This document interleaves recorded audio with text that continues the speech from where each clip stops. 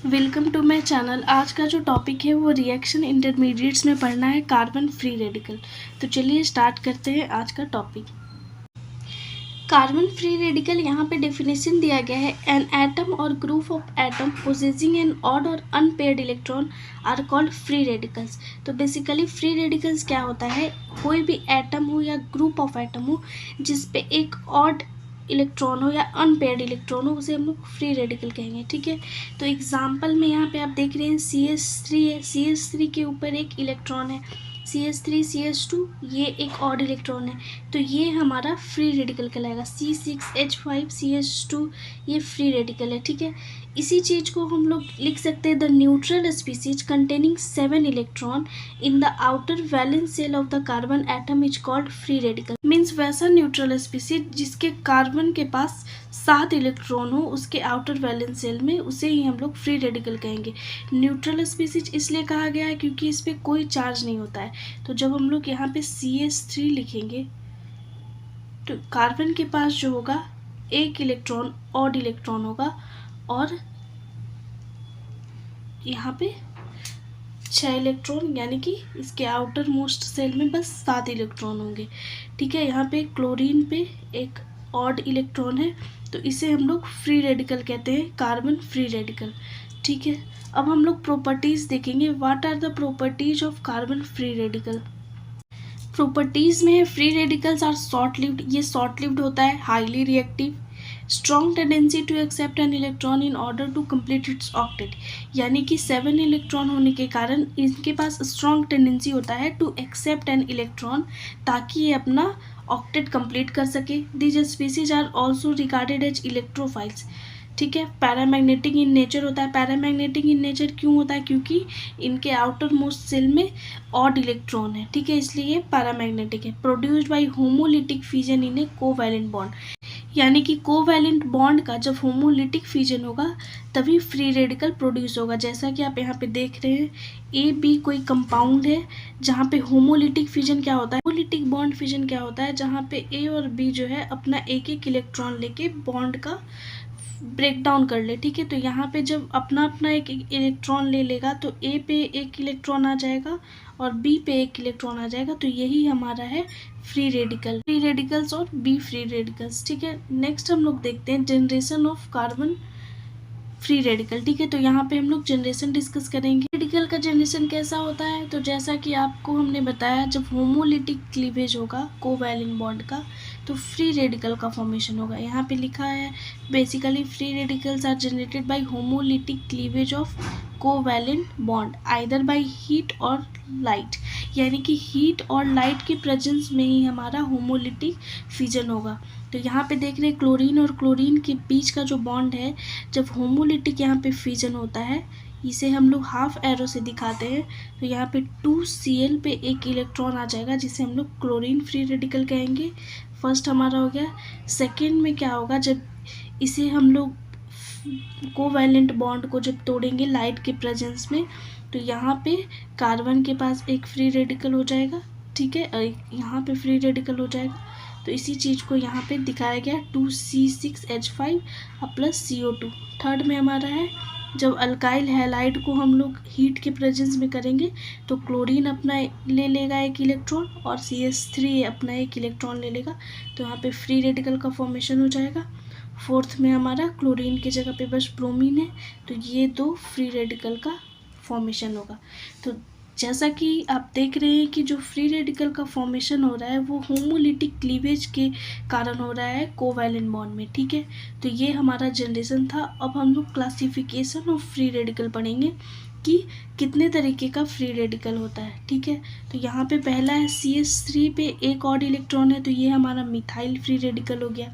CH3 CH2 है तो ethyl free radical हो गया। ये हमारा आइसोप्रोपाइल फ्री रेडिकल हो गया और ये हमारा टर्सरी ब्यूटाइल फ्री रेडिकल हो गया। ठीक है, अब हम लोग देखेंगे कि स्टेबिलिटी ऑफ फ्री रेडिकल। यहाँ पे स्टेबिलिटी ऑफ फ्री रेडिकल में हम लोग पहला जो है वो on the basis of plus I effect. Plus I effect क्या होता है, जहाँ पे अल्काइल ग्रुप लगा रहे और वो इलेक्ट्रॉन डोनेट करे, ठीक है। तो यहाँ पे देख रहे हैं हम कार्बन के पास 7 ही इलेक्ट्रॉन है, तो जितना ज़्यादा यहाँ पे प्लस आई इफेक्ट होगा उतना ज़्यादा कंपाउंड स्टेबल होगा हमारा। तो यहाँ पे देख रहे हैं 3 डिग्री में क्या इधर से भी इलेक्ट्रॉन आ सकता है, इधर से भी और इधर से भी, तो हमारा जो ये कंपाउंड है ये स्टेबल हो जाएगा, क्योंकि यहाँ पे इलेक्ट्रॉन का कमी है कार्बन के पास, इसलिए 3 डिग्री मोर स्टेबल है। उसके बाद 2 डिग्री मोर स्टेबल है क्योंकि यहाँ पे 2 अल्काइल ग्रुप लगा हुआ है, और उसके बाद 1 डिग्री मोर स्टेबल है, और then methyl free radical least stable है। तो सबसे ज़्यादा स्टेबल फ्री रेडिकल 3 डिग्री है, और सबसे लीस्ट जो स्टेबल फ्री रेडिकल है वो है मिथाइल फ्री रेडिकल, ठीक है। अब सेकेंड हम लोग स्टेबिलिटी का बात करेंगे on the basis of hyper conjugation, ठीक है। तो यहाँ पे हाइपर कॉन्जुगेशन क्या होता है, तो number of hyperconjugation structure जो है n+1 is directly proportional to stability, यानी कि जितना ज़्यादा n+1 स्ट्रक्चर बनेगा उतना ही स्टेबल वो कंपाउंड होगा, वो फ्री रेडिकल होगा। तो यहाँ पे n जो है हमारा वो है नंबर ऑफ अल्फ़ा बॉन्ड्स, यानी कि कार्बन और हाइड्रोजन के बीच का बॉन्ड्स। तो कार्बन के जस्ट बगल वाला, जैसे कि ये कार्बन है, तो कार्बन के जस्ट बगल वाला जो होगा वो हमारा अल्फ़ा कार्बन होगा, और इसके साथ लगा हुआ हाइड्रोजन हमारा कार्बन हाइड्रोजन अल्फ़ा हाइड्रोजन होगा, ठीक है। तो इसी चीज़ को हम लोग चेक करेंगे, जितना ज़्यादा हमारा CH बॉन्ड होगा, अल्फ़ा कार्बन हाइड्रोजन बॉन्ड होगा, उतना ही स्टेबल हमारा फ्री रेडिकल होगा, ठीक है। यहाँ पे हम लोग देख रहे हैं n+1, यहाँ पे CH बॉन्ड जब हम लोग यहाँ पे ड्रॉ करेंगे, CH3 को लिखेंगे तो यहाँ पे एक H आएगा, यहाँ पे H आएगा और यहाँ पे H आएगा, ठीक है। तो इसी तरीके से 3 3 6 3 9 9 + 1 10 यहाँ पे स्ट्रक्चर बनेगा। इसी तरीके से यहाँ पे 3 हो गया और यहाँ पे 3 हो गया, 3 3 6 + 1 7 बनेगा। यहाँ पे बस 3 है तो 3 + 1 4 बनेगा, और यहाँ पे कार्बन से लगा कोई कार्बन नहीं है, ये जो कार्बन पे हमारा अनपेयर्ड इलेक्ट्रॉन है, इससे सटा हुआ कार्बन कोई नहीं है, इससे लगा हुआ कार्बन कोई नहीं है, तो यहाँ पे 0 + 1 1 हो जाएगा, इसलिए हमारा 3 डिग्री मोर स्टेबल हो जाएगा। और मिथाइल फ्री रेडिकल जो हमारा ये है CH3 वो लीस्ट स्टेबल हो जाएगा फ्री रेडिकल में, ठीक है। नेक्स्ट हम लोग देखेंगे स्ट्रक्चर ऑफ फ्री रेडिकल, और vital structure of free radical में देखते हैं the alkyl free radicals are planar species carbon carrying odd or unpaired electron is sp2 hybridize. तो यहाँ पे हमारा एक फ्री रेडिकल है, जैसा कि हम एग्जांपल पे ले रहे हैं CH3 फ्री रेडिकल का यहाँ पे बात हो रहा है, यहाँ पे हाइड्रोजन लगा दे रहे हैं, यहाँ पे हाइड्रोजन और यहाँ पे कार्बन के पास एक अनपेयर्ड इलेक्ट्रॉन है। तो ये जो हमारा कार्बन होगा जिसके पास अनपेयर्ड इलेक्ट्रॉन है वो sp2 हाइब्रिडाइज होगा, ठीक है। और इन हाइड्रोजन और हाइड्रोजन के बीच का जो एंगल होगा वो 120 डिग्री होगा, और यहाँ पे सिग्मा बॉन्ड कार्बन के साथ बन रहा है, 1 sigma bond 2 sigma bond 3 sigma bond, ठीक है। और ये जो हमारा ऑर्बिटल है वो 2p ऑर्बिटल है, ठीक है। तो ये जो हमारा स्ट्रक्चर है ये प्लानर स्ट्रक्चर है, क्योंकि एक ही प्लेन में ये लाई कर रहा है, इसलिए ये प्लानर स्ट्रक्चर होगा। अब हम लोग देखेंगे वेरियस रिएक्शन जहाँ पे हम लोग फ्री रेडिकल का यूज करते हैं, ठीक है।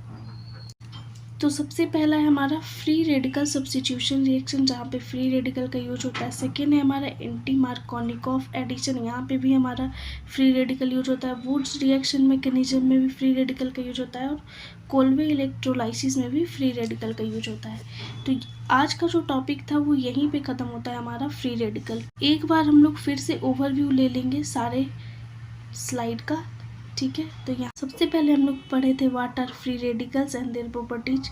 सेकेंड स्लाइड में हम लोग पढ़े थे generation classification of free radical. Third slide में हम लोग पढ़े थे स्टेबिलिटी ऑफ फ्री रेडिकल, जैसा कि आप यहाँ पे देख रहे हैं। और फोर्थ स्लाइड में हम लोग पढ़े थे orbital structure of free radical, ठीक है।